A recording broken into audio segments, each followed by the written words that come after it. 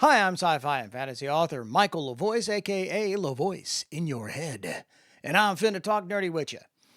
I mentioned recently that I took a break from working on my own stuff to do some ghostwriting projects, and in that chat, I mentioned that for the most part, ghosting has always paid me better than work put out under my own name, at least immediately.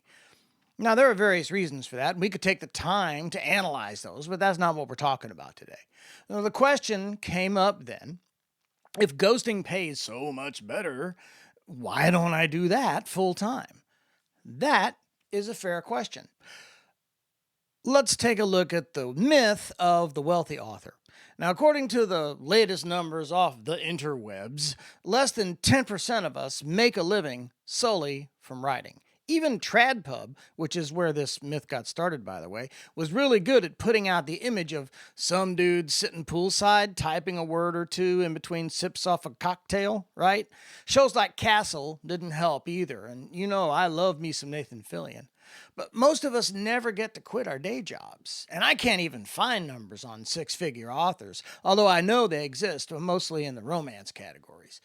Anyway, my point is that one of the first things you learn in this industry is that no one gets in it to get rich. Anyone who does doesn't stick around long, or they become ghostwriters. MSN reports that one third of ghostwriters report making six figures or better, and a lot of them earn a decent living off of it. How? I don't know. I never officially joined their ranks. And as far as I know, there's not a professional ghostwriters association. I mean, to me, the hardest bit is getting referrals, you know? Not many people want to admit that they didn't write the thing themselves. So who uses ghosts the most? TradPub. Dirty open secret, some of the biggest names in TradPub are just that, names. They don't write squat. They have ideas, hand them over to ghosts who hammer out a finished product.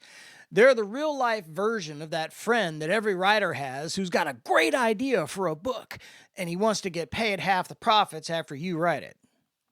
Now, many of us are putting out content under our own names and we want the credit. Some of us, like Douglas Adams, fell in love with the myth of being a writer and realized it was bunk, but also realized the value in telling our stories to whoever will sit still long enough to read them. We just have to tell the stories. It's a compulsion. For some of us, it's the only thing we're fit for. That's me, an entertainer, a storyteller, like my mother before me, and always will be. Verbally or in print, I tell stories in an entertaining way, and I just can't stop.